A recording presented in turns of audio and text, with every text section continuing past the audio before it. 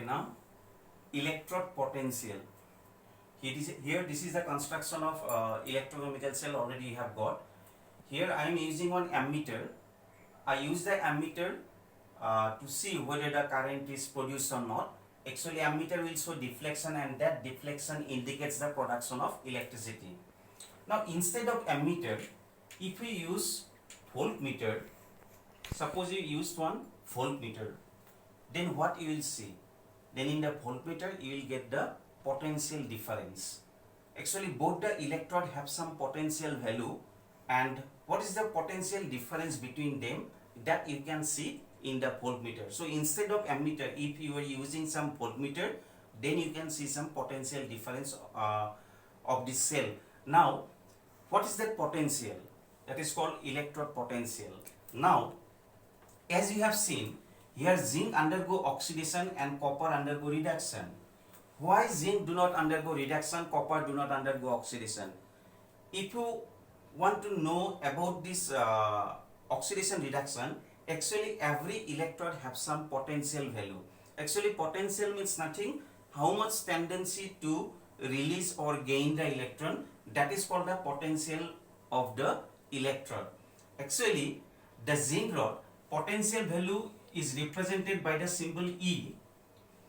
The potential of zinc, which is called standard potential, the potential of zinc is minus 0.76 volt, and the standard potential value of copper is plus 0.34 volt.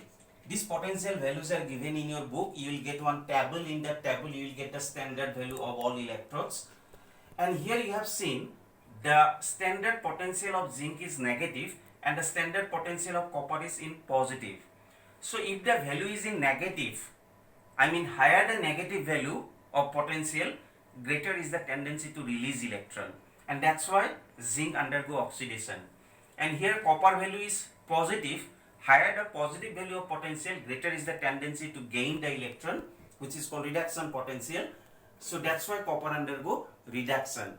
So when you construct one chemical cell, there must be some potential difference between these two electrodes. If there is no potential difference, I mean if you take similar electrode on both sides, then there will be no potential difference. Potential difference you will get 0 here. That means no current is produced. So to get the electricity, there must be some potential difference. So now, as I have told you, electrode potential is represented by the symbol E. Actually there are two types of potential. One is called standard potential and that is normal potential. What is the difference between standard potential and normal potential? When the potential is measured under some standard condition. Standard condition means concentration should be fixed, temperature should be fixed, pressure should be fixed. Then when you measure the potential, that potential is called standard potential. But under normal condition, if you want to determine the potential, that potential is called normal potential. So in normal condition, the potential of zinc may not be this one, it may be something different. So these are actually standard value. Under standard condition these are measured, and all these values are given in your book. From the book you can you will get the standard values. Now what is electrode potential? First time, electrode potential means it is the tendency of an electrode to release or gain the electron. And the tendency of an electrode to release electron, that is called oxidation potential, and the tendency of an electrode to gain electron, that is called reduction potential. And oxidation potential is reverse to the reduction potential. Now this electrode potential mainly depends upon the nature of the metal rod and the ions. Secondly, it depends on the concentration of the solution also. And thirdly, it depends on temperature. So electrode potential mainly depends on the nature of the metal and metal ion. Number 2, it depends on the concentration of the solution, what solution you have used, what is the concentration of that solution. Depending on the concentration you will get different potential value, and it depends on the temperature also. These three are the main factors which can affect the electrode potential. So what is electrode potential? Electrode potential means it is the tendency of an electrode to release or gain electron.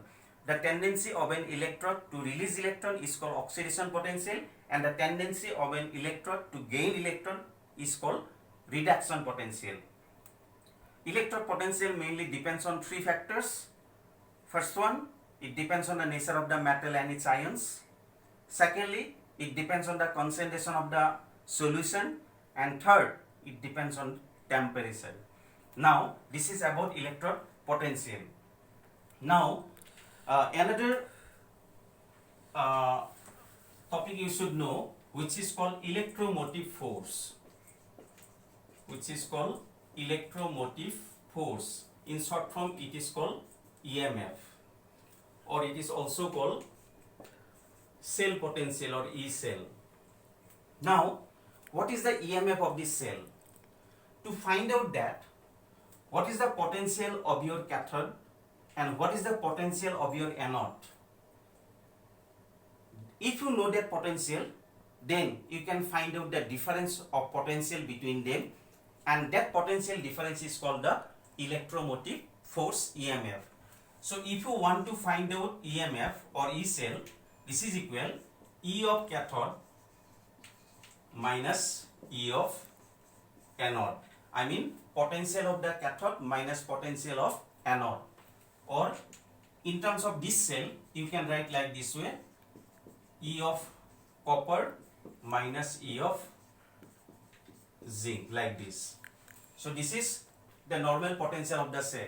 Similarly, if you want to represent standard potential in a cell, then you have to take standard value E naught of copper 2 plus oblique copper minus E naught of Zn2 plus oblique zinc. So you can find out the normal potential difference also, you can find out the standard potential difference also. So what is electromotive force? Electromotive force, EMF, means nothing. It is the potential difference between the cathode and the anode. Just you do potential of cathode minus potential of anode, you will get the EMF for the cell, which you can see in the voltmeter. So what potential difference you will get in voltmeter, you can find out like this way. So, and this is the normal potential and this is the standard potential. Standard potential you will get in your table, in your book you will get the standard values, and in questions this will be mentioned. What is the value of standard value of copper, what is the standard value of zinc, it will be mentioned in your question. But normal potential you have to find out. Actually there is some formula to find out the normal potential. I will tell you later how to find out the normal potential of the electrode. So this is about the electrode potential and the electromotive force. Thank you.